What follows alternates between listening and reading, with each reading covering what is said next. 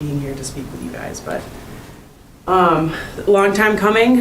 This grant application is to incentivize towns to get property owners to get moving on properties to demolition them. They've been willing enough to look into this grant. They've gotten all of their materials at this point together. The last step is that I'm seeking approval from you guys to do so.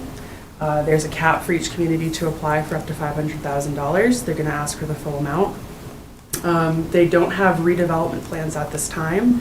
They've kicked around some plans for quite a while. A lot of those plans all involved housing and some type of a mixed-use development.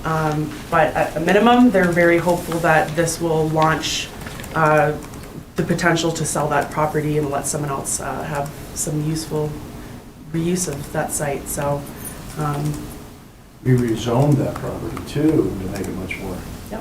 appealing. They were in favor of that, and we've been in close communication. So they're very, very much looking forward to the opportunity to be able to do something there without having to seek numerous variances, because before they were zoned rural district with family in the front. Yeah. I'm happy to answer questions. It's fairly straightforward. I'd apply on behalf of them. We have a memorandum of understanding that they would execute the work before the end of 2024. They have to do that through New Hampshire's guidelines. There's really no oversight or grant reporting from the town's end. We simply just submit the materials that they've otherwise gathered. I did write up a piece about the greater revitalization initiative that this might bring to that area, being that this has been a space that most of the community has not liked for some time and hoped something would happen with. So this is an opportunity that I see for the community moving forward. As well as the fact that the community center is right across the street, and then we're going to have the municipal center there. Yep. So It's not a municipal center. what's it called? Fire. Fire department. Well, municipal complex eventually. But anyways. And you're writing up the application? Do you need a letter from us? Or? I don't need a letter. It's more just asking you for the permission to submit the application. They've done all they needed to do for lead and asbestos abatement. They've gone through the Bureau of Natural Resources to ensure that there's nothing historic or culturally significant. They've gotten their estimates for the demolition. On my end, I'm just doing a write-up of how it plays into the greater revitalization strategy, which I did mention that there's a fire station going in over there, and that there's potential for housing now to be added to the site. Is that building technically over 50 years old, or is it new? Some of it is. Yeah. So they would have to apply for a demo. They will, yep. Hotel. Yep, they will. I would be surprised if the Demolition Review Committee deems it historically significant, but. I'd be surprised if they dare go inside the old one. I agree. Oh, I had a question about the Invest New Hampshire demolition grant. Is there money still in Invest New Hampshire? Yeah. Because we sucked it all out of that other fund. We did for the other fund. So this fund started late 2021, and just about every community has gone through the same scenario where it's just taken an astronomical amount of time for applicants to be able to get contractors on site to pull together the estimates. Cool.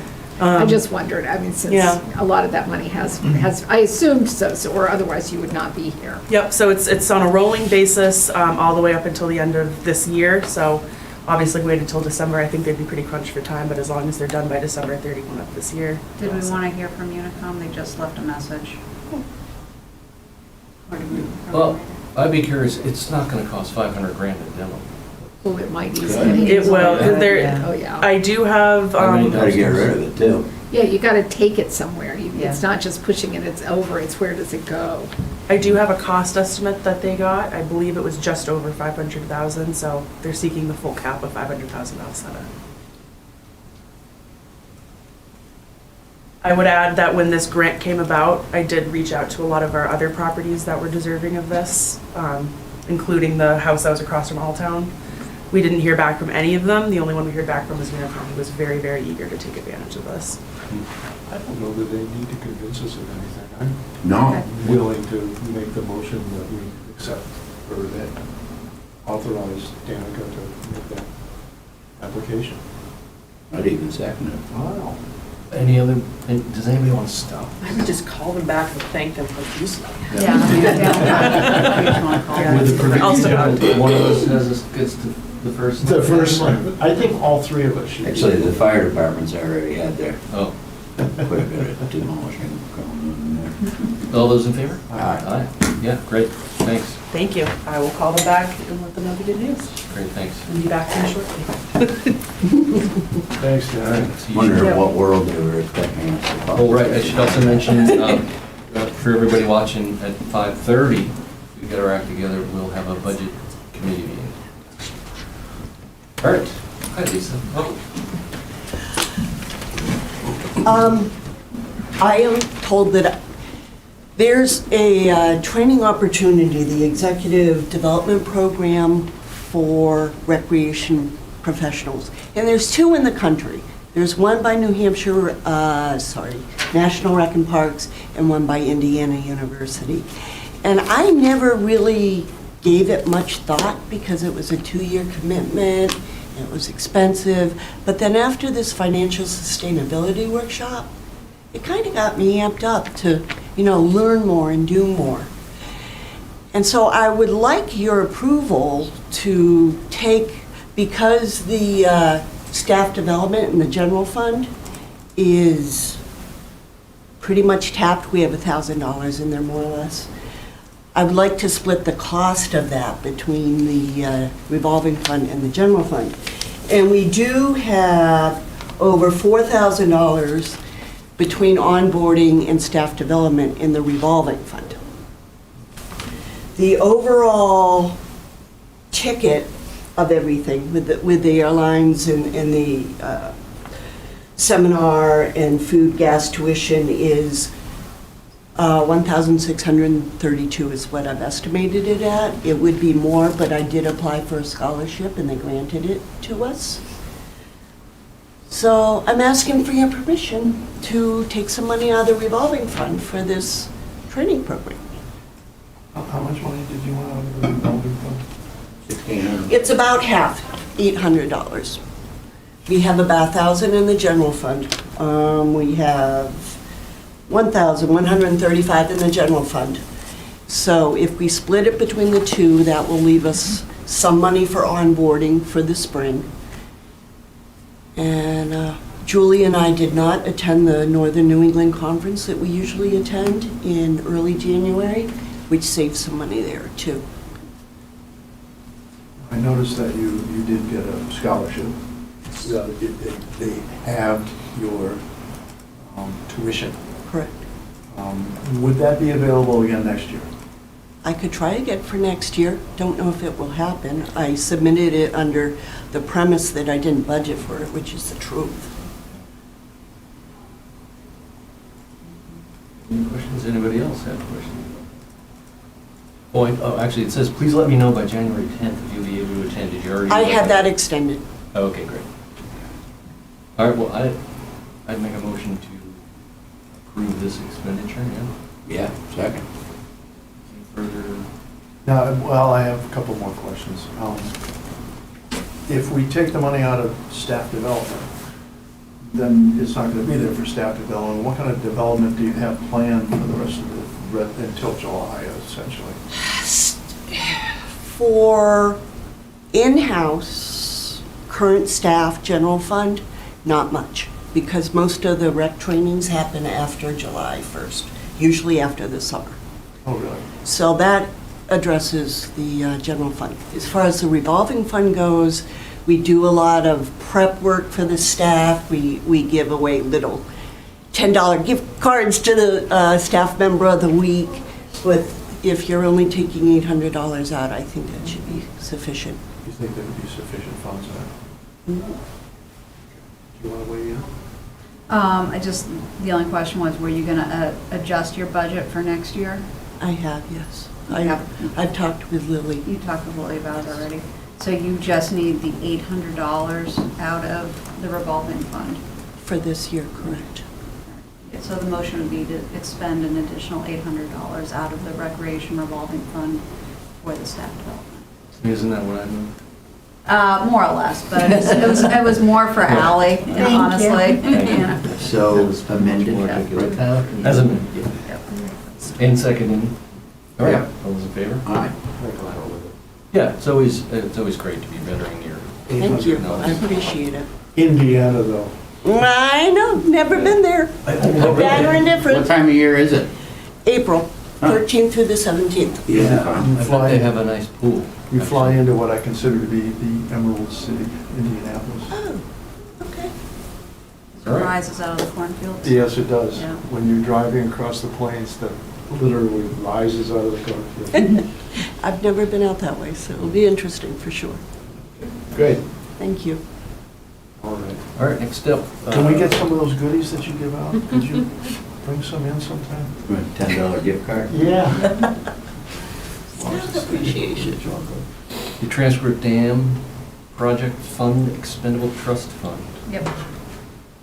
Engineering services, yes. Engineering services, yep. This is the work that we have been doing with DES's Dam Bureau to study the, essentially what the future of the Transcript Dam's going to be. Mhm. So, I don't have the report yet, so. Were you aware of the proposal that was made to our planning board, that they were going after the greater downtown TIF monies to pay the folks who bought the bank building there? They wanted to do a bunch of beautification and renovation and be part of that visioning. They would do the work, but the GD TIF would pay for it. That's the proposal. I have not heard. You haven't heard of that? I have not heard any of that, Okay. no. My main concern, I mean, there's a lot to be done there, but my main concern at this point is that, are they ignoring the fact that they may own part of that dam? You do. Yeah, that they wall do. there. They do own some of the dam. Part of the work that we've been doing with DES includes figuring out who owns what, Right, because it's not clear at all. right, right. It truly is about as clear as And mud. they didn't address that at all into this proposal, and I was wondering if we can, And they're we're, new owners. So. and that'll be interesting to see what the plan actually looks like, because the greater downtown TIF funds can only be used on publicly owned property, Right, so right, good the point. question is. Part of it was publicly owned, but anyway, Yeah. Tricia has Okay. a copy of that proposal. Which dam is that? That's the one right next to Main Street Bridge, so. Just before. By Putnam Park? No, Main Street Bridge. Oh, So I'm sorry. over by the library, the bank and all that. The one you drove over coming here. I make that motion. Second. Any reservations? All right, all those in favor? Aye. All right. So this said, consideration of reformation of the, reformation, how do you want to say that? Sure. Of the Recycling Center Advisory Committee? I realized they were taking a little bit of a hiatus, right? But it didn't really dissolve. I suppose it did because everybody left. Pretty much. I tried to reconstitute it after the pandemic. Mhm. Kind of fell apart. But there was not much interest to redo it. We haven't received anything from the Recycling Center Committee in form of minutes or anything like that since 2017 or 18. 18. Yeah. So it had been quite a while, so, That long. yeah. I was the liaison to that committee, and they never once had a meeting, which was, Oh, we invited you. I was- nobody met. Well, You didn't? I'm excited to see it I'm glad you recognized that. back started. And so Kathy, you really want to do this? Well, the issue is I took a ride over to Walpole, and that did it for me, because Walpole is a smaller town than Peterborough, and has one of the most impressive recycling centers I have ever seen. And I'm taking my plastics there because we're not recycling here, the 1s and 2s and 5s, and he is, and he's making a profit and doing well. His name is Ben Hoy. I'm sure I'm going to come to you later to see if we can bring him in as somebody who can confer with us, but at the moment, there's actually more than the 3 of us that are on board here. I didn't know if you wanted me to add any names or if you got those applications. I didn't see them. You haven't seen anyone? Carol Kraus, that name doesn't ring a bell. Does ring a bell. Oh. As far as the application, Okay. I didn't see it, but we'll look for it. I'll see Okay. if it might be sitting in a folder, so. I had to resend it to her, and she was gonna thought maybe she was gonna maybe scan it and email it to you, but No, I how don't. about your friend? Is, Oh, what's- Kiran, Kiran, yeah. did you send him? the Oh, yeah, and application? he's contacted me several times and just said he was out of town and he was gonna go ahead and send it in to you, but you didn't receive it, I guess. No, Okay. no, no. Well, so there's two more people. That's great. And we can add them next month, Yeah, next yeah, meeting or absolutely, whenever. absolutely. So, I guess we'd like to, yes, we would definitely like to see what we can, look at our recycling center and see, you know, find out why we can't recycle like Walpole Great. and Harrisville as well. I did have a conversation with Gretchen Ray, Yes. who had Who took gone the trip to, to yes, Walpole yeah. with Darren. Darren, yeah. Who's our director there, the Manager. secretary. Yeah. He's the manager. Manager, right? Yes. And she was under the impression or understanding that this fellow Ben Hoy Yeah. has a special relationship with a group that takes his waste and pays him for it, but it's not really generally available to other recycling centers. That's He never said that to me. never said. No, in fact, And I understand also that he's consulting with Dublin at this point? well, he just finished with Harrisville. Oh, it's Harrisville. Harrisville, yes. Okay. And Do you know people over at Harrisville too? I do. Okay. I do. So we should join them to have a conversation as Yep, well. yep, but he's the main guy. I mean, he's the one who I think is so knowledgeable and Right. very passionate. That's great. There were a number of other things going on with that committee besides, just recycling. Mhm, mhm. One of the things is to assist over at the recycling center to educate people on what plastics are appropriate and what you should put in the blue bag and what you shouldn't, and doing those sorts of efforts. Yeah. We also had that Green Star Award Mhm. where we gave to various So businesses. businesses, So right, right. I'm just throwing that out there because there's much more going on than just Oh, sure. that sort of thing. Yeah. So it's the kind of thing that we need to discuss perhaps. I'll be liaison with this group since I have that history. Mhm. Great. But something we should discuss at the very first meeting is to get a sense of, what is our role in town? Yep. Particularly since that word advisory is really quite prominent, so. Right. So is that your roundabout motion to appoint Kathleen Manfre, Mark Fernald, and Harrison? You took the words right out of my mouth. Yeah. Does I'll second that? Well, we wanted to approve the Oh, the mission statement? yeah, we approved the that committee. I mean, I'll make that motion that we reconstitute, reconstruct whatever we're going to do with the advisory committee. Reform. Now I'll second that. Any other discussion? All right, all those in favor? Aye. Aye. Okay, Great, so, thanks. Great. Thank you for volunteering. Sure. so we should appoint now the members. Oh, didn't I just, You made that motion, I'll second it. all right, And if you get the further applications, we can yeah. get them on But you can board. certainly start with 3, that's Yeah. fine. Yeah, Yeah, you can start with 3, but I think we had 7 on the committee. 5. that's at 5. Oh, It's a 5-member committee. Oh, that's right, okay. So Well, that's a unless four. Beth Fernald wants to join, and Peter Harrison may also want to be a part of it. You can certainly have up to 5 alternates as well, and anyone can attend and participate in open public meetings, so. Okay. Great. So you're going to be acting chair at this time being? Yeah, I guess. Who's here, so. I'm You new to show up, all you of get this. appointed. I am so new to this, so I have no idea what it's like to create a committee in town. Oh, That it goes with is incredibly hard. It's just amazing. Yeah, actually, it just happened. You can put it You behind. can discuss it. Put that on LinkedIn. But I mean, as far as minutes and things that have to come Oh, to that's, you guys. yeah. But we'll figure that all out when we sit down for the first time. Well, that's why Yeah. And is it all right to sit down at someone's house, or is it something you It have has to to do? be open to the public. You have to send us a place and time specific, Oh, so that we okay. can post that. Oh, all right. And you can send that to Ally. So, yes, you can have it at someone's house, just so long as you have no problem with anybody showing up and sitting in on it. I see. So maybe the library and recycling center. Typically the would be library, better. but we had the meeting at the recycling center itself. I'm just thinking about hours, when people will be available to even meet, so I want to make sure it's someplace that's open. Yep. We have access to. Good. All that can get figured out. Yeah. Yeah. But as liaison, maybe you can help me with a couple of things. I'll be picking your brain. Is that all right? Ouch, yeah. Sorry. No, that's fine. Okay, that'd be great. All right. Yeah, thank you for volunteering. Yeah, thank you. Okay. Yeah. It was her idea, by the way. I She know. approached me and said, Love it. hey, what do you think? That's great. So it's great.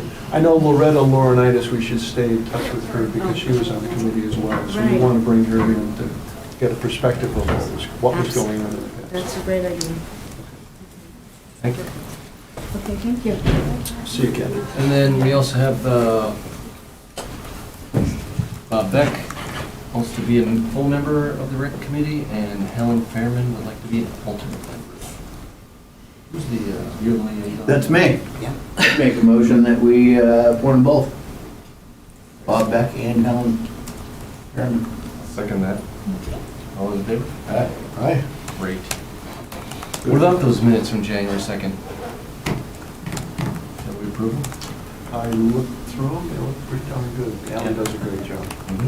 So I make the motion that we approve the minutes. I'll second that one. All those in favor? Aye. Great, thanks. Thanks, Al. My pleasure. Okay, up next, in 2 minutes, gonna hand the meeting over to Rick Lesser, I'm gonna hand the meeting over to Rick Lesser, Chair of the Budget Committee right now. Whoa, And take that, Rick. Why can't we wait till and you can sit in silence for 2 minutes. I got to expend some money from. And then you can introduce everybody else. See, now it looks like that clock is closer to on time than it did before. Set up. Maybe this was the angle of the, We're warmed we up have in a here. hard time, you know, with That's that good. song, and now. It goes, the first half hour goes a lot faster. Yeah, exactly. It's the second half hour. It really drags. A lot like a lot of meetings. you know, at the River Center, and this stuff happens. Talk to Linda, is she gonna go first? Yes. Whoever is Okay. ready to go first. Yeah, sure. It does. I'll let Danny, I'll go talk to Linda real quick, I haven't seen her. Positions are so they can fall outside of our own time. Not for Well, you already printed it. Oh, better. Yeah. You got the name changed. Did you go to the one at the downtown? Very good. Excellent. I saw it. I did wear a mask. I don't blame you. There's a lot of people. I tend to be very much more careful. We met today and they Yeah, it was an amazing turnout. It was. This is you can see it somewhere. and I started to mention some of the things that you guys are doing. And I do think you would. Linda, Danica, then me. Because they have a lot of I do. that more so. I think I was in Crown Bell at the same time, sir. So if you guys have the time, he just wants to meet you guys first. We have nothing on the agenda. Okay, so I was very surprised at how much resources he has right now. Oh, I forgot my glasses. That's great. Because they just signed some big thing. No. It's been a lot. It's actually a lot more than I even thought. So it was good that we met and he was like, maybe we should do like a monthly check. I was like, yeah, tell us what it is. Yeah. Thank you. I don't think I was there. I figured if I'm bringing my computer on, might as well. Just hopes and dreams. Okay, everybody, it's 5:30. I'm going to call this joint meeting of the Select Board and the Budget Committee to order. I think we have a quorum. We've got Mary Clark, Al Lenos, Rick Lesser, Carl Adrino, and Dick Reynolds. I thought I saw Leslie Lewis, but maybe not. She's around here somewhere. I thought I saw Leslie Lewis, yeah. So we're missing a couple people, but we do have a quorum, so Andy's not here and Andrew's not here. but I think we can get started. So we're going to be reviewing a few departments today, and I understand Linda's going to go first. I am, because mine's pretty short and sweet. Just like last year, right? Just like every year. We had a few things going on last year. They were a little more complicated, right? Okay. So let's see, we're gonna start with, well, I guess we're starting with expenditures, okay. Well, we have in fiscal year '25, we're gonna have the September primary and the November presidential big hoodoo. So that's where most of the money for increases for election administration comes in. And let's see. Just trying to look at this to see if there's anything weird. So the numbers there, Linda, are a lot bigger than the last general. Would 2021 actual expenditures represent the last general election? Was that 2020. Would be 1920? So it would have been fiscal year '21, but the actual, the year of the election was 2020. Right, I'm just trying to compare the year 27,000 number to what it would have been 4 years ago. Would that been the 11,000? Is that? Yeah, 11,216. Right. Those were the actual expenditures. We didn't have salaries in there at the time.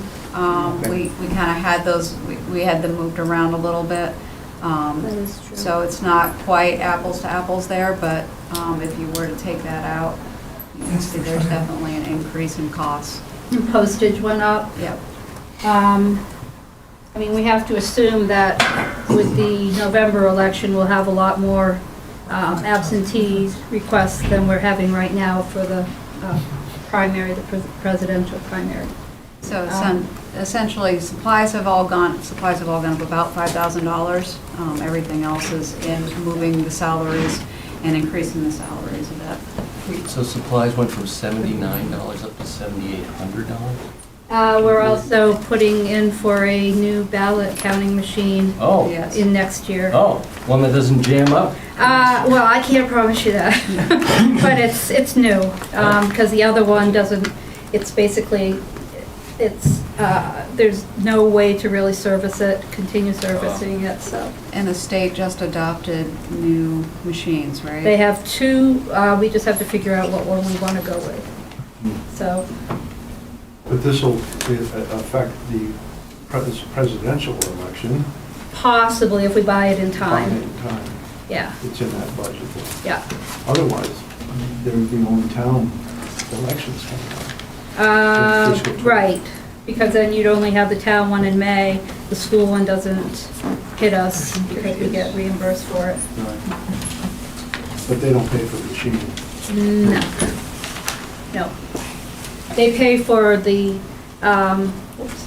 they pay for the coding and stuff for the ballots, and printing of the ballots and stuff, but they, we get reimbursed for everything. The other comment I wanted to make, and I want to find it here, is I like to look at the revenues page. Oh, yeah, got that. Always look for revenues. You are a revenue source. I am. Let's see, where is it? I like money. That's on page 1, though. What's that? Should be right at the top. Town clerk revenues. Did we get to that part yet?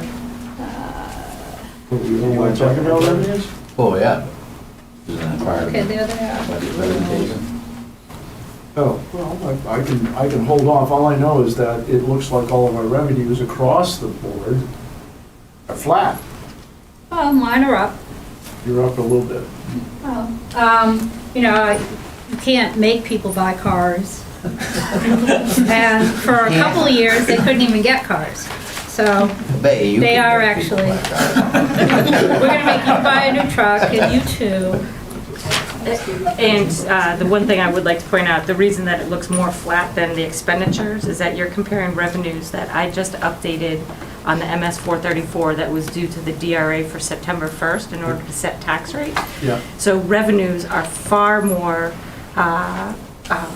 truer numbers for what we're going to be projecting for next year, because I assessed and determined and updated revenues September 1, and then created the budget for revenues by the second week of October. Okay. So you're not going to see huge growth there, because unless we knew of something large and looming, her types of revenues aren't something that I was anticipating any growth on motor vehicles or. Pretty stable. I mean, all of them are pretty stable Exactly. year over year. You can see that as you look back in time, there's not a whole lot of deviation there. But she made everybody buy new cars last year. Well, they couldn't get them last year. Now this year they're coming in. And you can Now they're all see, cheaper. and you can see this is that reimbursement line Yeah. down here at the bottom from Conval. Those two reimbursement lines. If you look at the very bottom of the town clerk section. And again, those are also very stable, as you would I expect. have a very stable office. I know somebody else has said that. I know the state is imposing a surcharge on electric vehicles. Do we Yeah. get a piece of that at all? Yes. Well, we don't get it, the state gets it. Right, that's what I'm saying. It's We don't get a piece of that. no, it's just, Highway. it's because they can't collect it on the gas tax, so they have to Right. collect it somehow. Right. And I think that probably, they impose this, what I would call a relatively low tax, and I can see them actually increasing it in a couple of years probably. But we'll see. Well, for old people like me, that's. For old people like you. I don't drive that much, so. And it's a flat tax, it isn't taxed Yeah. on my usage, it's No, flat tax. it's a flat boom. tax. So, I'm having some real problems with that, but. Keep on driving. Yeah, so. Any other questions? Who's liaison to the? Carl? So you have no comment? No, we've discussed it. And he knows I'm She's right. very stable. That's the first I've ever heard of that. Oh, Bill. BK. Any other questions? Any other questions?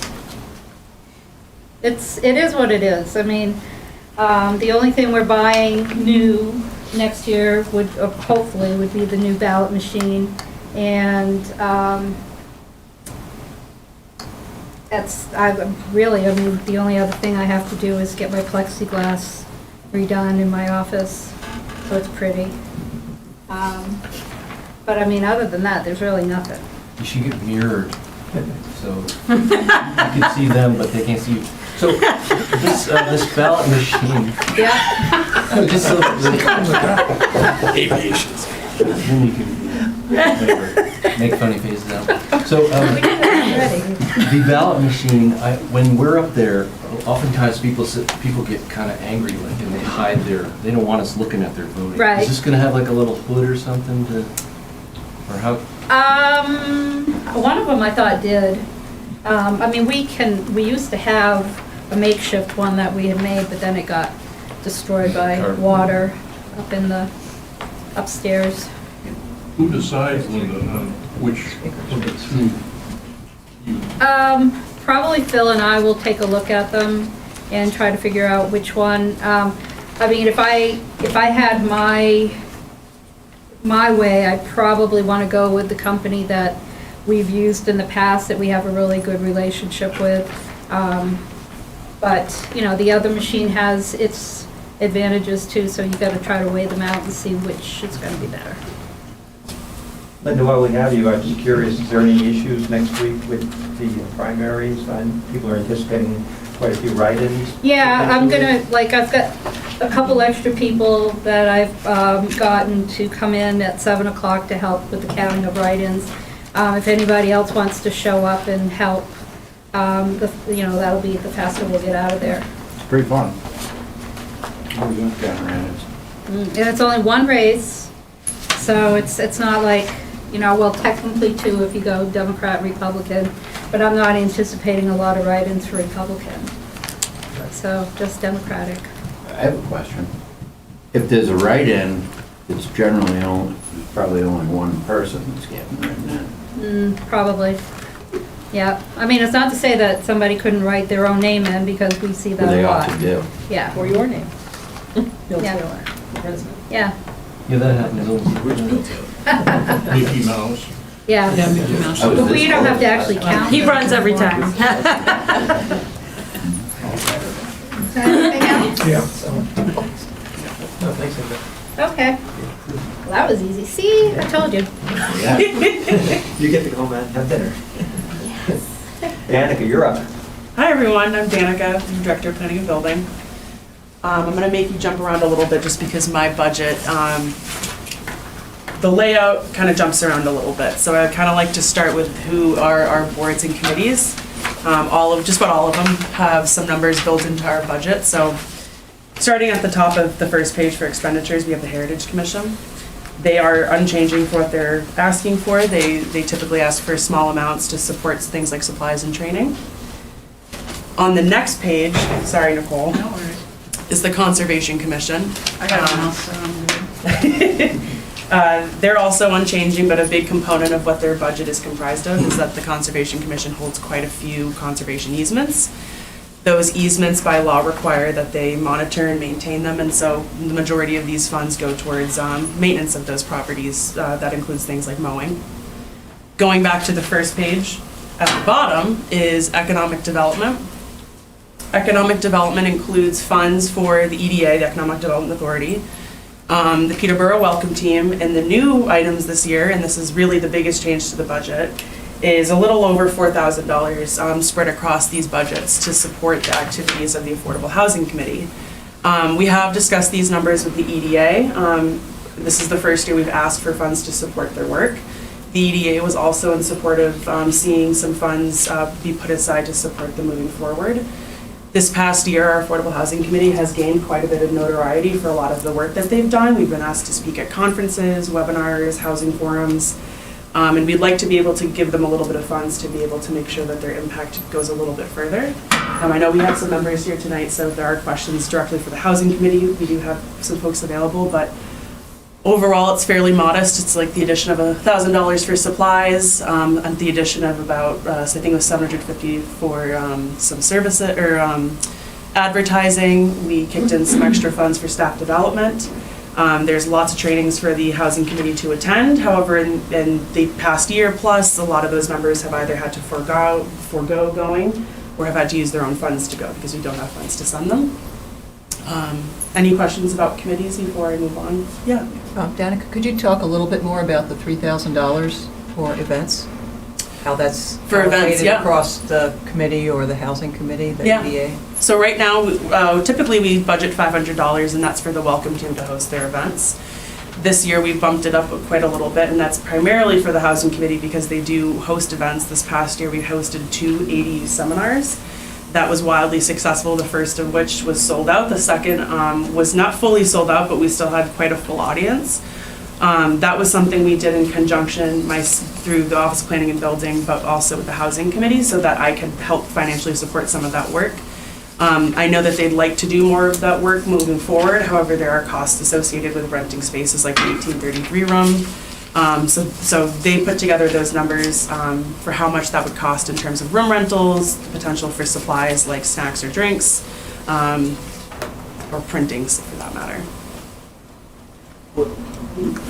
I know your question. We don't have to pay rent at the library. Yes, we do. What? Yes, there's a Apparently fee even for Definitely non-publics. nonprofit. There is a small fee Committees. to use the 1833 room. There is a cost. Yeah, and you can't use that big room for free. Nobody can. Have we seen any ADU permit applications? We have. We've seen, I want to say 3 at this time that are all in various stages of being permitted, all being built. One just went off to the Registry of Deeds to be built. Where that work with the ADUs is going, I think it's okay if I share. Yeah. Okay. We've decided to bring the ADU design challenge that we talked about a year ago to the Southwest Regional Planning Commission to consider doing it as a regional approach as opposed to just a town-only approach. For some of those who might remember, a year ago, we were looking to do a town-wide ADU design challenge. ADUs are not necessarily affordable housing. It's very much like building a brand new home. The costs associated are pretty high. And so the idea was if we did a design challenge where local builders submitted plans, we could rate them with criteria that met town's vision and goals, and select maybe 3 plans that would be licensed, put on file, and could be selected by townspeople to build at their convenience should they choose to do it with some cost savings. We had applied for a grant to do that work. We weren't successful, but moving forward, we're looking to do that with Southwest Regional Planning Commission, and we'll be at the helm steering that regional. So we'll be able to share those ADU designs with the whole region, should they choose to build them.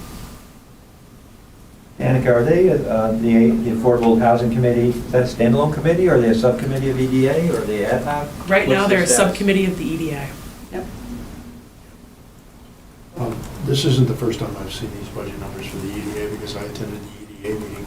But just to clarify for the rest of them, under supplies, there's a $1,000 increase into the budget. Most of that is going to the welcome team and to the subcommittee. So $2,000 is allocated for the welcome team. So the welcome team, their supplies is majority putting together baskets for new residents. $1,000 will be going towards the housing committee for needs that they might find. And then also $18,000 for services. A lot of that is for the social media campaign that we've been running for several years now. You want to continue to do that. Where is the money for the Monadnock? We were going to collaborative. Yep. So that's built into there. So That's built into the services. right. And so Drum is our social media provider for EDA. We did meet with them to discuss what renewing a 1-year contract would look like. This past year was $16,700. They've adjusted it to be $17,000 exactly. So with the additional $1,000, that's the EDA's contribution to the Monadnock Collaborative. It's a small amount of money for a very, very great output that we've been getting. And I can speak to the outputs that we've seen from that, the level of work that they've done, but we see that's a pretty great bang for the buck. Just to clarify, that's when Jamie Trowbridge was in Yes. our meeting last month Yep. with that group. Yeah. Thank you. Yep. And those two aren't overlapping or? No, and that was a discussion with the EDA, was that they want to be working together and not against each other. The EDA's social media services certainly has their own mission and goals, and it's seemingly quite different from what the collaborative is doing. And so what the collaborative has done, even though it's not been a huge amount, has shown great success for bringing in more tourist dollars into the community.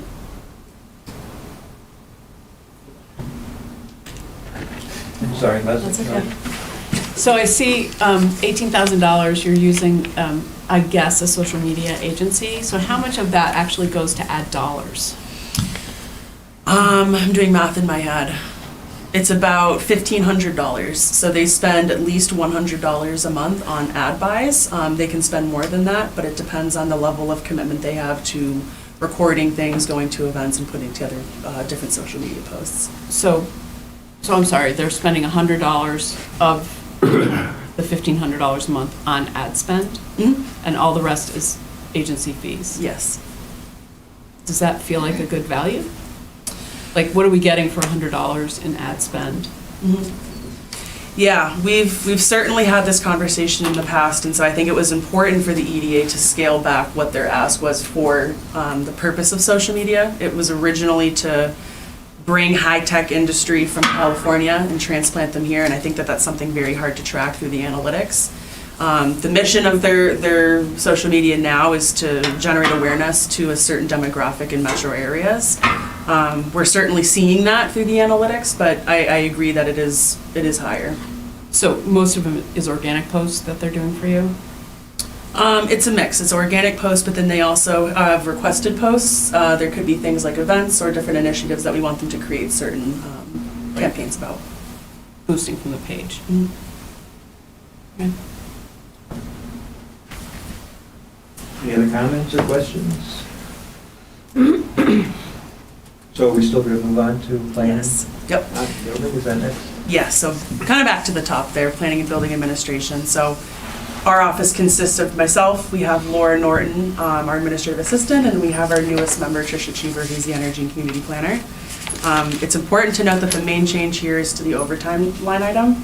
Laura is our only hourly employee. We are very grateful that she's here 40 hours a week, 7 a.m. to 5:30. However, we ask quite a bit of her to be here outside of the normal workday. In the past few years, coming out of COVID, we've seen more meetings being requested of her. This month alone, we have 3 planning board meetings, where we typically have 1. Going forward, we suspect that we'll be seeing more. EDA, for instance, is meeting on a much more frequent basis than they have been, so planning for the potential for some increase in her overtime. Going down to operations. Sorry, Leslie, did you sorry. want to jump in? Oh, yeah. Yeah, so I'm just wondering, how much discretion should a committee have to spin up meetings and use the resources of the townhouse? I mean, 3 meetings a month. I mean, planning's important, but. Yeah, so this is planning board, and so it's, if zoning board wanted to meet to just have workshops and talk amongst themselves, we would discourage that and probably just say, no, we don't have the budget.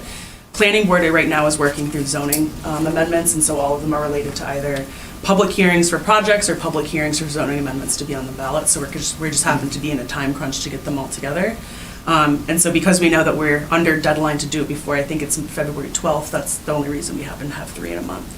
So there is some discretion there. But in general, you feel like the committee is asking for an appropriate amount of meetings? Yeah, so for instance, EDA has picked up. We were meeting quarterly, and in my opinion, it was not enough. We would get back to the meeting space and more or less look at each other, update ourselves, and then realize that the hour has flown by. We've since changed to bi-monthly at this point. That might still not be enough because we're still not really getting to where we need to be getting, but we'll evaluate after the next few meetings to see if we need to be adding more to it. Okay. Yeah. And those are held during the day. Those are held during the day. Yeah. The EDA meetings, They are. Yep. Just curious, you said your hourly employees, 40-hour week is based on coming to work at 7 o'clock in the morning and through 5:30? Mm-hmm. It's a 4-day Monday through work- Thursday. It's a 4-day work week. Oh, Yep, sorry. Monday through Thursday. Yeah. Is the whole town hall like that now? Is that correct? For the most part, yes. Everybody that can be. There's a few employees who choose a 5-day schedule, and they work with their directors. If it makes sense for their position, they may do that. So that's just a handful of the employees.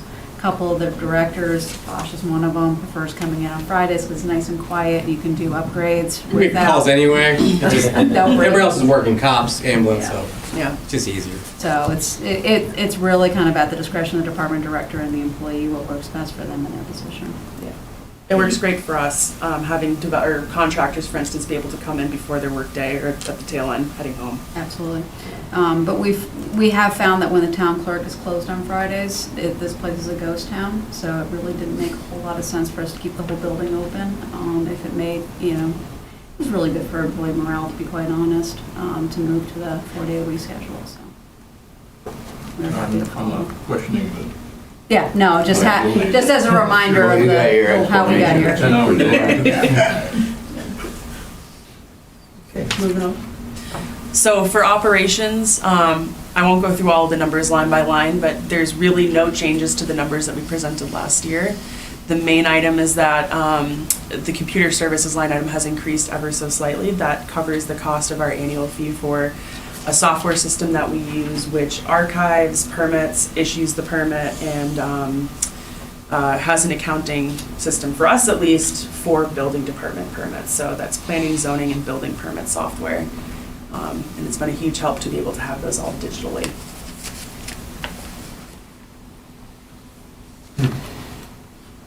Expenditures, Mm-hmm.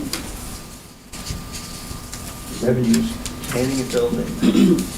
So this is a little, excuse me, this is a little bit like looking into a crystal ball every year. Tim and I sit down and we look at what we know for what's been approved, what we know that's being talked about conceptually, what we know that's kind of coming down the pipe and nothing's really been submitted yet. And then we kind of figure what we can reasonably expect based on years prior. Going down the list, building permits, we expect a little bit of an increase, but nothing huge. Signs we expect will go down just a little bit. During COVID, there was quite a spike, but that was attributed to a lot of our businesses who wanted additional signage. Same with demolition, subdivision, ZB applications. We've not heard of things that would warrant more applications coming forward. So those have been decreased a little bit to be respective of that. Inspection services has been removed. Excuse me. That typically covers the cost of third-party inspections. So I think that was moved to a different line item altogether in DPW for Tim. And then miscellaneous, that's always the funny one. That's kind of a catch-all for if I have someone come in and they want me to print a one-page piece of paper, or maybe they want me to print a 36 by 24 plan. Once in a blue moon, people will come in and they're ready to write a check for something like that. That's our MISC budget. The MAST grant, in years past, we had applied for a $30,000 grant to help with the downtown visioning. I think maybe an earlier edition, there was $120,000. For this year, we had applied for another $120,000 MAST grant. We were unfortunately unsuccessful, so that had been removed. And then for all three of the TIF districts, we're requesting $10,000 for ongoing staff support and administration of their district. So you get credited for... I do. I am the district administrator for all three. I guess it would be a nightmare trying to spread it out, because that's supposed to cover administrative costs. More or less. Staff use. It gets covered over Lily and Seth and Tim Rose, all of their time, but it appears in mine. Exactly, and it would be just like trying to break out, auto registration fees, to include the amount of work that Lily and her department does. Yeah. Under building permits, do you have the sense of what is a new building versus remodeling or other types of permits? Is there a breakdown within your department of that? Yeah, we track what's renovation versus new builds. Mhm. I don't have the numbers in front of me, but I can. You have them, and do you get a sense of increasing new builds, or, because I was getting back to the question we've always had about It's coming down a little bit like a 60-40 split right now, actually. We saw a lot of renovations during COVID. They seem to be dropping off a little bit, but not totally to the point of a 50-50 split. There's quite a lot of new builds, and that's ranging from sheds, large chicken coops, barns, things of that nature, condos, close to 60. Solar arrays. Yep. Yep. EV charging stations, yeah. Danica, do we know why, or are we to get back to those numbers from a couple of years ago, the 82,000 and the 62,000 on building permits? Or was that COVID related to those big numbers? Was there Yes. So during COVID, we had an unexpected spike in building permits. We really thought that people wouldn't be toying around their house as much as they would be, but I think a lot of people got bored, and we saw quite a bit of home renovation projects. That was when we saw the biggest amount of home renovation projects, was people taking advantage of the opportunity to redesign the kitchen or upgrade the bathroom, for instance. A lot of people renovated too, so they could work from home. Yep. Right. A lot of people adding decks was a really big one, so that they could sit outside. Yep. Yeah.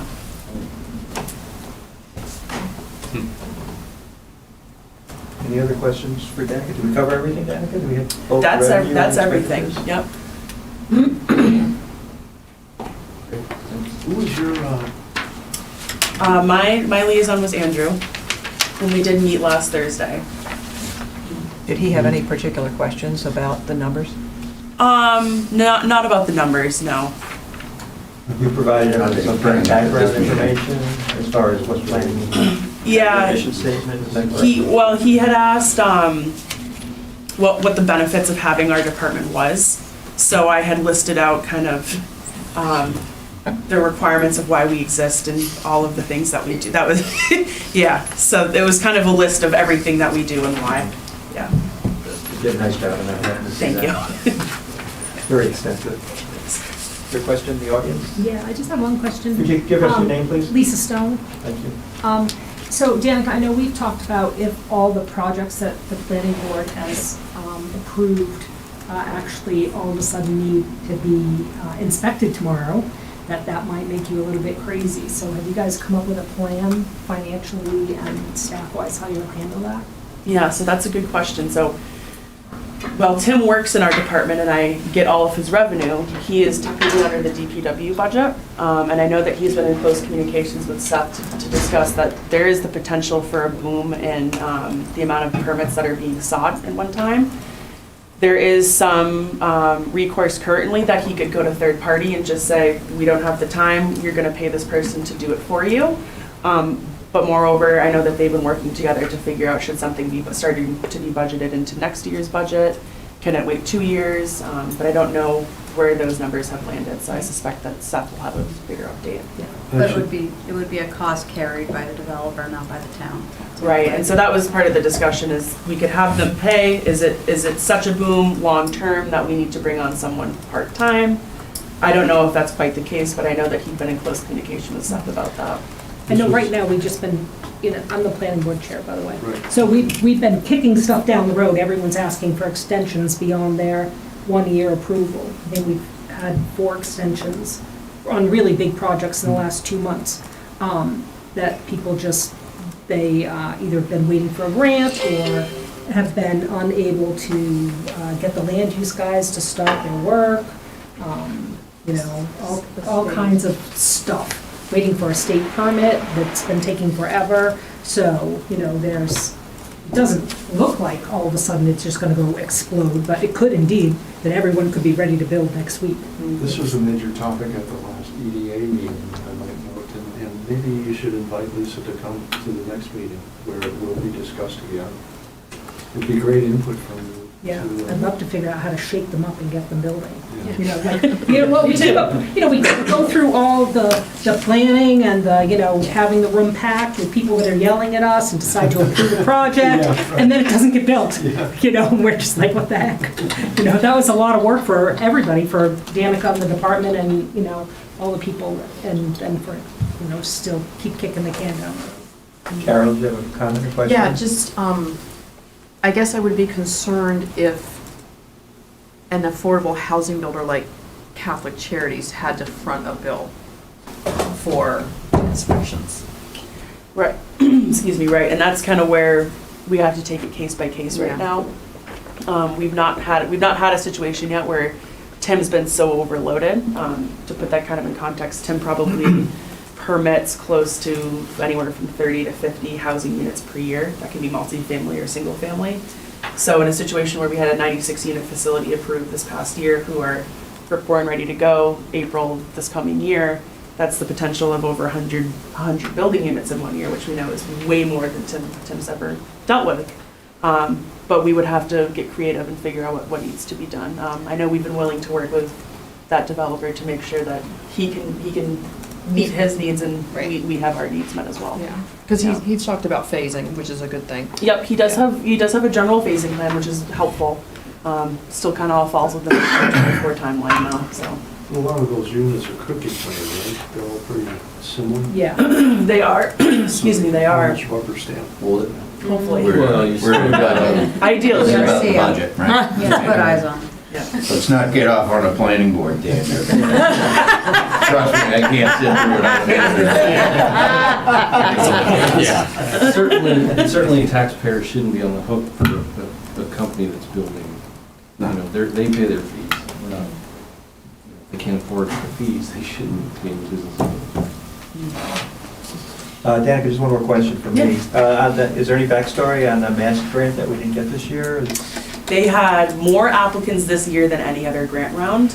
And we had one of the higher budget requests compared to other communities. Other communities were asking for something more like $10,000, $20,000. So the deciding committee decided to distribute those funds to more communities in less amounts as opposed to a couple communities in greater amounts. So we'll look to see what we can apply for next year. It was kind of a bummer, but we still have funds available through the South Peterborough TIF to help push that work forward, which needs to be done anyways. So then give the option to say, hey, if you want to cut back your grant, we might consider it was just. They did actually, and so that was a negotiation, was if you cut this in half, could you still move forward? And we said we technically can. We do have funds through the TIF. It would be a huge help to be able to move forward without having to tap into those funds. So they did reconsider that request with just half, and they said we've decided to go with some other communities instead. Any other questions or comments for Danica? Thank you very much. Yeah, thank you. Yeah, thanks, Dan. Now, the headliner. IT, et cetera. I have handouts up front, slides. How do we know this isn't spam? I'm right here, Tyler. Thank you for taking the train. That's a good one. Fishing. Yeah, don't click on it. Thank you. I just have a few slides. Bill wanted me to do like 50 of them, but I told Bill Kennedy no. I'm only going to do a handful. My budget liaison was Dick I wanted to Reynolds. see some code up there, but hey. We don't do code. We're hacking this last year. Dick Reynolds is my budget liaison. Thanks so much for the input. Dick and I go way back 20 years when I used to do planning with Carol Ogilvy. I learned my lumps. In any case, I was supposed to have my whole crew with me tonight. I do have Tim Brezovic here. He does IT hardware systems. Cole Royal, our network and security management person. He has a school care policy meeting, which school care administers our health insurance and other benefits, so it's kind of an important meeting. He's on the board there. So he's doing the town business somewhere else. He was going to join us, but he couldn't tonight with the reschedule. And we have Julie Elwell behind the cameras. She's our newest staff person in ITGIS. Originally, I think when we hired her full-time, we talked about RTK, right to know. I'm not trying to bring that up, but that's how she kind of made her bones here with so many. We were talking about today, we had like 15, 20 requests in 1 year that just were dogging all of us, and Julie's helped out a lot with all those. She's actually running the broadcast right now. Because Tim normally runs the select board budget meeting, but he's here to help me answer any questions that come up. And of course, this is us. We've all been here for varying lengths of time. Me for over a couple decades. Tim and Cole over 10 years. Cole was also our consultant for several years, and then became full-time staff. And again, Julie was an intern, became full-time last couple of years. So these are the budget numbers. I'm only going to cover a few pretty much increases, but I'll be happy to answer questions about anything. We're going to have Tim here to help me answer them properly. The easy one, sorry the screen's a little off, but this is the PEG. The thing you need to know about PEG is there's no tax money involved. It is all Comcast cable TV franchise fees, not Comcast internet. So if you have cable subscription in the town of Peterborough, the 2 or 3% or whatever it is goes towards the station. 1.5. Huh? 1.5%. Oh wow, still? Still. Yeah. Okay, so very low, but it does enough to support the station, stream our meetings, land use boards as well, and some other events. Paid for the cameras, paid for the mics. Yeah, it pays for this, all the show, so no tax dollars involved, including partial salary, because Julie is my hourly person, and she broadcasts all the land use board meetings, and these are evening, so the overtime is paid out of PEG, just because that's usually the overtime, is those night meetings. And there could be 1 or 2 a week that last 2-3 hours. God bless you guys. Okay, so. Be me. All Yeah. reminders. Yeah, any questions on PEG? Pretty straightforward, and PEG stands for Public Education Government Television. All right, so one of the newer items, this is actually a brand new item in the IT budget, is the on-call stipend. And essentially the on-call person, now we have official on-call where we know every week one of us is on the rotation. So essentially if there's a critical issue, somebody's there. We used to kind of guess, hey, you handling that? You available? You around town? Part of this also is this cyber security incident response, because the town developed a cyber incident response plan with our risk pool management company. The plan is most of it's what do you do, who do you contact? Okay, in order to activate that in a timely manner, we need somebody on call dedicated to pick up that phone call, because we do have a lot of offices, not a lot, but several offices are 24/7. And we've also said, you have any, hint of a cyber breach, call us. We did have activated the plan one time, minor incident. We were able to quell it really quick. And the key with that one is the call came in quick.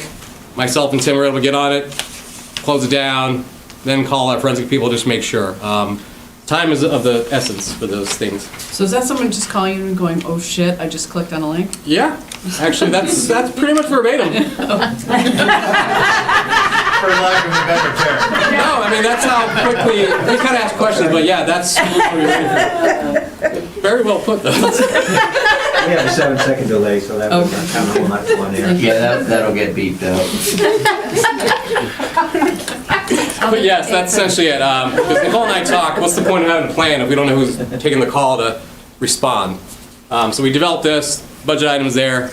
It's a whole lot better. That way we can schedule our out-of-town visits. Because it used to be, we just take it up. I think one thing what happened, we're getting burned out because we're all trying to respond to it. This wasn't working, so we have a dedicated person that rotates every 7 days. We tried to do 2 weeks in a row, just in case, but it's worked out well. And again, it's not to take, like, my printer's jammed up, because we've told the directors, do not have your people call us. And we literally said, the notice I send out, it says, if you call in the middle of the night, I'm calling your director and I'm calling Nicole. So make sure it's an incident. Now, we don't want the ransomware, we want suspicion. So if they think there is, we'll take the call, but they just need to know we might need to call Nicole in the middle of the night, or the chief, because the cops are usually the ones 24/7. They get a lot of email. But yeah, so any questions on this? So you guys are gonna be 24/7 for on-call? Yeah, that's essentially, we'll take urgent tickets, but again, the idea is we're monitoring systems and looking for that cyber incident. We told people, if you're gonna call, it may be really urgent or it's affecting everybody. But again, the middle of the night calls, cyber related, because I've actually taken those myself from a police officer, and it was a 3-hour kind of operation. It turned out to be nothing, but somebody has to answer those calls. And all 4 of you, or? 3 of us. Oh, just- Julie is GIS strictly Okay. in TV. I know she wants to be IT, but right now she's mostly on the GIS. She's mostly on the GIS side. So is there additional software to drive that system? Yes, we have monitoring systems. You're talking about the monitoring? Yeah. Yeah, we have different systems. It's a blanket term. Well, I see that your budget of $125,000 for software, does that include the increase? Yes, some of the log software. It varies between services that we're paying for versus software in-house that captures. It's kind of one of those commingling of services, software as a service. Okay. And we did also hire, not in the software, but we also have a company I hired on to help us with some of this stuff, because it's not just one thing you get, right? You got multiple systems, you got multiple things. We have to try to make big gains when we implement something new.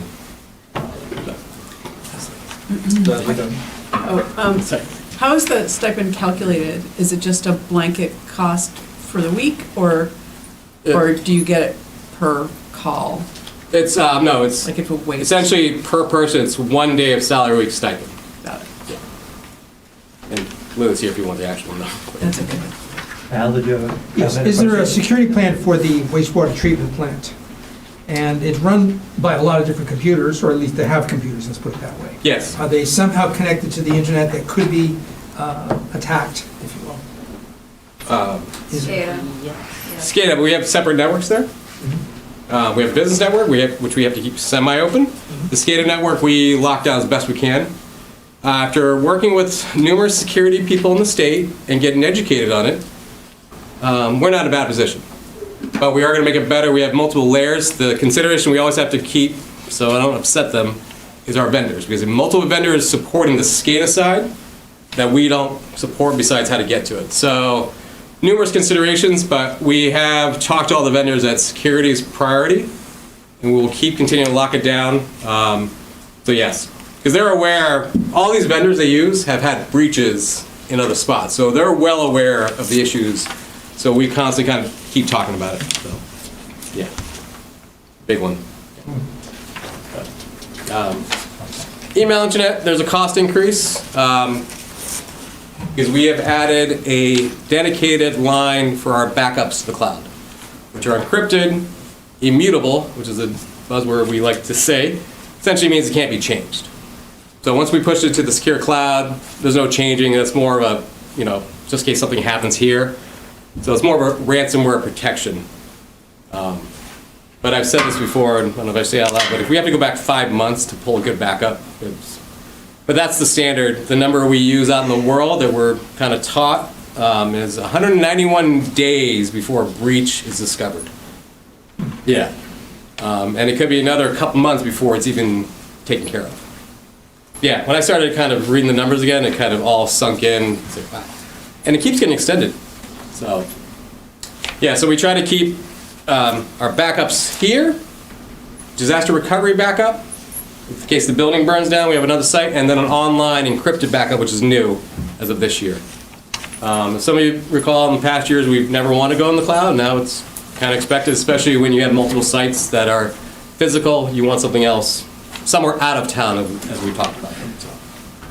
And we are planning a new disaster recovery for the new fire station, just to have another site off Grove Street. So, any questions on this item? Sort of, with respect to the fire station, you also have some servers you're planning to put in there. And I'm wondering if you have in your budget some shelving or furnishing or something to go into that room. I had a meeting with the architects today. A lot of that's in the budget, but as far as equipment for the room, that will be coming out of operating budgets next year for the fire station IT room, for the town's business network, yes. So next year's operating budget will include. Yes, that's the plan, is trying to figure out what's going in, because I know cabling's all included, which is a big deal to us. That's a lot of the cost, is cabling. But the equipment we're talking about, just a matter of speccing it out when the time is right, so. Any other questions on this item? Staff development, there is increase in there, and primarily because one thing I started this past year, because I do fish testing on the employees, which half of them probably hate me at this point. That's just being honest. Essentially, we send them. Yeah, I think you're right. Yeah, I'm not Mr. Potter, but it's necessary. It's not mean to be punitive, but we have to address if clicking is happening still, which it is. So I said to Nicole after I took a cyber class myself, I was like, you know what? You're teaching a great idea. Get back in front of your people. Because I teach graduate school, I teach other courses, online, in person. In person is different. So instead of just relying on the cyber online training platform, I started doing cyber lunch and learns again. And it's actually been pretty well attended. Yes, they get free lunch.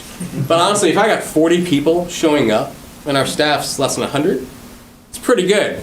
Because the more they know, the better we are all protected. Because we try to also relate it to their home stuff. Because I said banks, all this stuff, they're requiring multi-factor, these fobs, they want you to do all the stuff we're asking. It's not like outrageous anymore. Your bank expects you to have multi-factor set up. So that's one thing that we started. Slight budget increase because of the lunch, but I think it's paid off already. Our click rate went down dramatically after a couple of them. Plus I understood the importance or what could happen to all of us. I know we had a lot of stuff happen, but not everybody really understood how much can affect everybody. So that's been new, and then we also offer, since not everybody can attend the lunch and learns, which are usually daytime, I also offer one-on-one sessions with other staff, like officers or whatever, because they work nighttime. That's not a big deal to me. And of course, IT technical training never stops, constantly changing. We barely can keep up. I'm not sure how everybody else does. And Primex Municipal IT Leadership. Primex is our risk liability pool. Nicole can answer any questions about them, but the municipal IT is a big deal because this is the first time where municipal IT in the state of New Hampshire get together and talk about our issues. Before we had nobody. It was like, I talked to my buddies in Keene, that's it. Now we have a group of us coming together because these issues affect all of us. The scamming, the fraud, all that. And we're different than the rest of the sectors because the government, you're dealing with every microcosm of the world. We got police, fire, financials, accounting, building, planning, you got everything that you have to support and let the traffic and data and email. So it's been a really good thing. It's just some events we go to, travel, but it's been really good. So that's staff development. Any questions on that? I have a question. Yes. In terms of cybersecurity, you said that about 40 people generally show up for the lunch and learns, and then there are one-on-one sessions by request, right? Yes. How are you reaching the other staff who don't participate in those two forums? Anybody who has a town email will get my phishing test, and they're required to take the cyber online training. The directors and I, we talk a whole heck of a lot about cybersecurity and all this stuff. So At least once a month. yeah, once a month. And I don't just go after the computer users. Like, I encourage highway guys to show up. Okay. Because it's not just people using the computers, because anybody can be scanned. They have one of our phones, right? And I just want to make one correction. We don't have under 100 employees. We have 153 employees. But just that under not 100. all of them have computers assigned to them. Right, he is speaking, I was going to say that, Yeah. he's specifically about people with an email license Yeah. from the town. Like I said, I have a lot of non-town email users. Like I said, the way I look at it, the safer and more people know in general.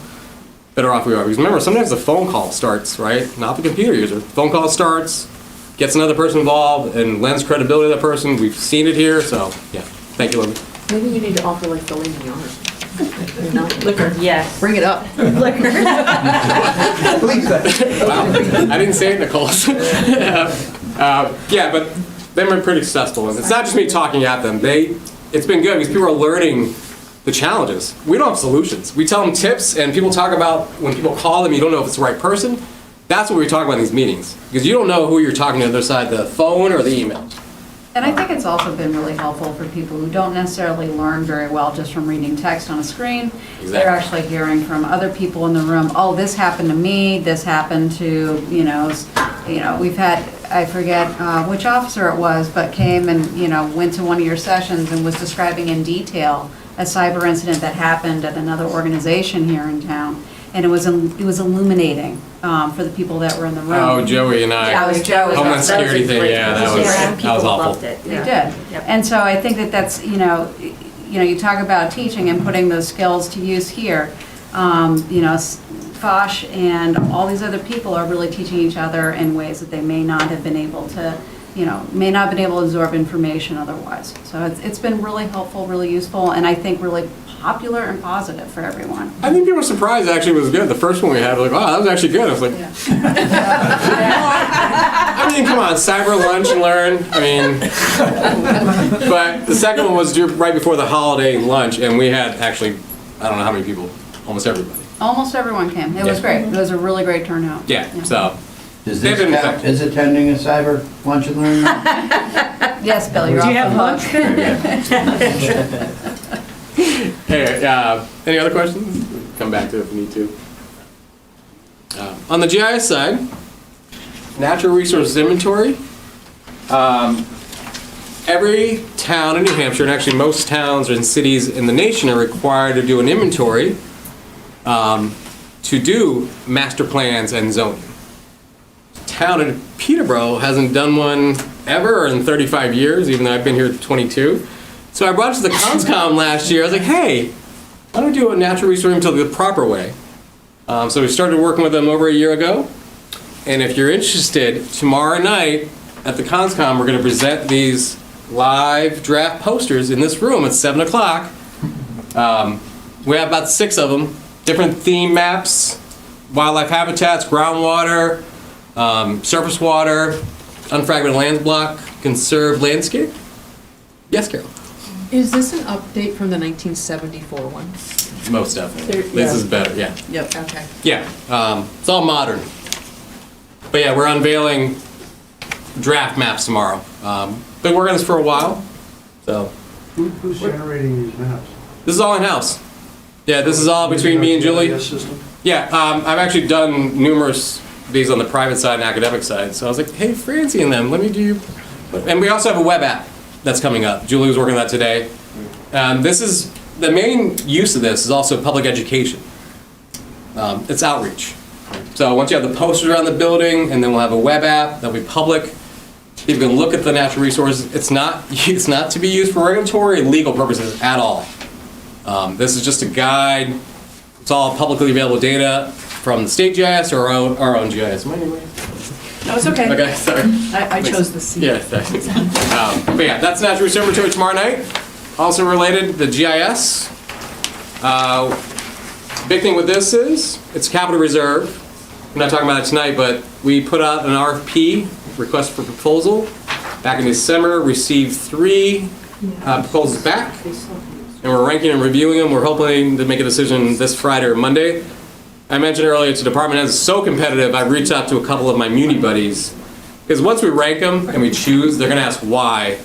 So I asked for a couple of my buddies out in the world, Danica, her staff, to also do it as well. That way we get the proper, because they're all pretty competitive, but high resolution photos, pick up any buildings, pavements, data that we missed. Also maybe trying to build up the stone walls more. Last run we did in 2017, a little bit better mapping done on that. And of course the LiDAR stuff, which is essentially high resolution topo. Looking to get 1-foot topo resolution, because it's very helpful for any engineering project this town does. Saves us a lot of money off the top, just design. What's the topo in that? 2 foot is what I did last time, which is pretty darn good. Thing is, we're not a huge city. Most of our landscape is forested. So if the cost differential is too much, we're not going to go 1 foot because the 2 foot is sufficient. But I think we're all set on a 3-inch resolution. It's pretty standard and it's nice. We have 6-inch resolution now. So if you look at our web apps, this is 6-inch resolution. So it'll be 4 times better with the 3-inch. So that's coming. Hopefully we'll have it in spring 24. Can you let us all know when they're gonna fly over so we could be outside? I think they deliberately don't tell their clients that because of this. They'll take the best weather window because we have very specific specs on time of day and the angle of sun. But And any also- nice day, just be out there. No, but also like in the spring, right, before Yeah, everything leaves out. snows down and leaves haven't popped. It's a 2-week window. Nice and clear. So I recall when I was on the capital improvement, it was always like a fight to keep GIS in the budget. Like, you know how many times we had to. Yeah. How are they feeling about it these days? Still going after you? Well, no, I love most GIS. people in this room are very educated on the usage. It's used all around. Every department uses it. I do have additional slides of GIS stuff that we've been doing because it is used in every department daily. I found out years ago Chief Gennard and his crew use it for warrants. That's when we realized we had to keep the ownership up to date online. Yeah, it's part of the daily. No, it's super cool. Yeah. No, it used to be super cool. Now it's just super needed. Well, the downside is, Expected. well, that's the thing with the change of staff. Nicole knows this. After all the new staff came in, the expectation all this stuff always be up to date was like, whoa, okay, we're not used to that, right? Because it was a luxury item back then. Now it's operational and once up to date, so we try to do our best. And I will say our projects have been great with the Public Works Department. We started some new stuff this past year with inspections, Public Works divisions, my crew. It's been pretty cool doing stormwater and manhole inspections with 2 or 3 different departments. It's kind of unusual in the municipal world, but it's been really good teaming up with Public Works, getting all this inspections done that can also be pointed to every year after year. You can say, oh, we cleaned that in 2017 or 2020. So. Lead pipes too. Yes, lead inventory we're working on. That's due October 24. But all in-house, we got a grant too for engineering. So that's being well handled too. Seth and Nate can talk about that some more. Yes. Did you get an award?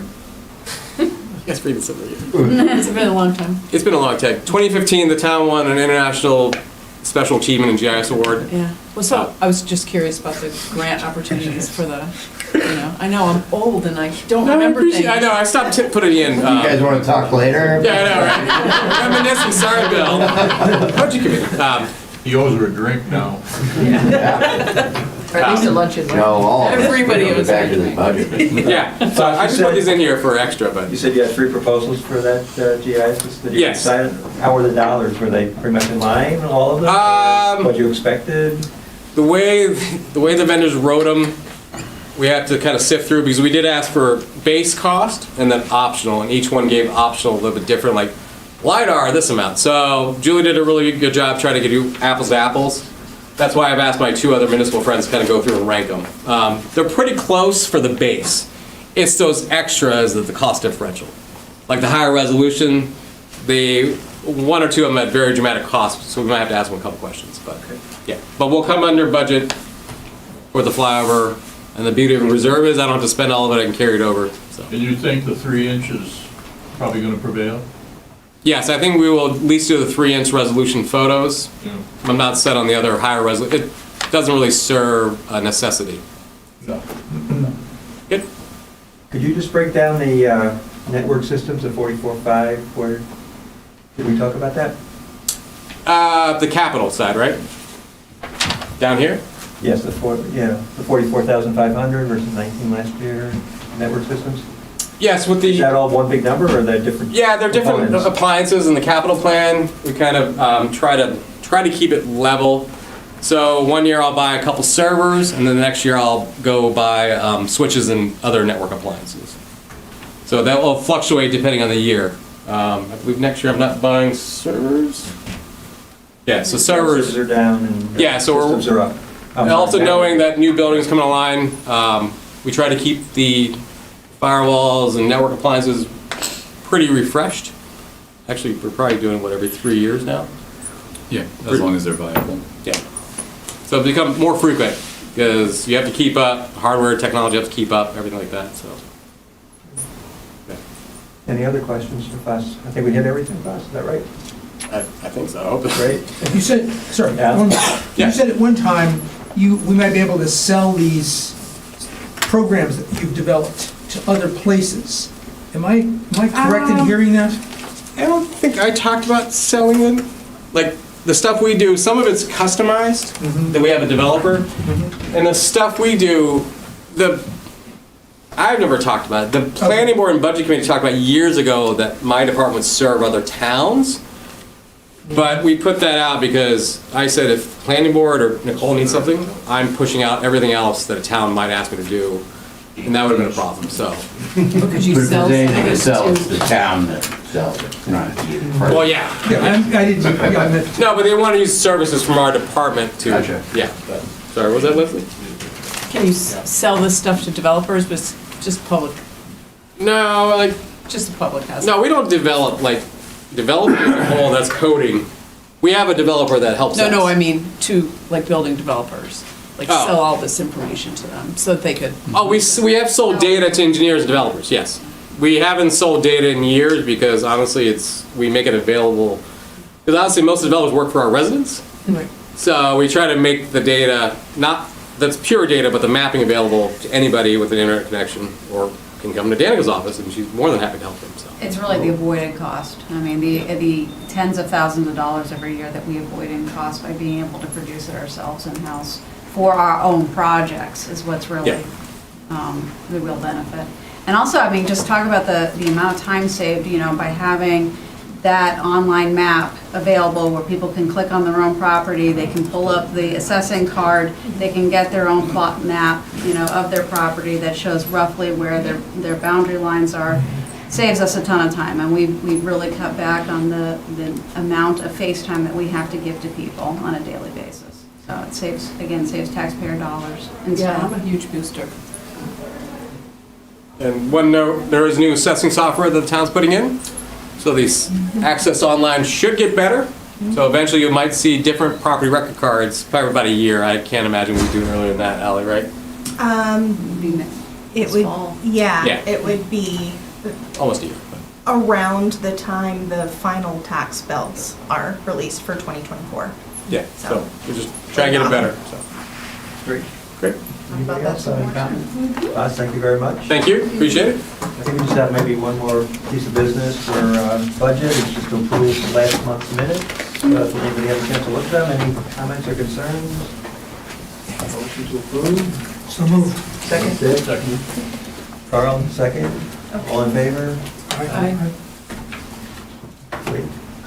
Motion to adjourn then. Oh, you beat me to it. You want to make a second? I think that's the glory. Were you making that motion though? Second? You crap, indeed. I think if there's no objection to adjourn. Oh, that's why you have Tim's.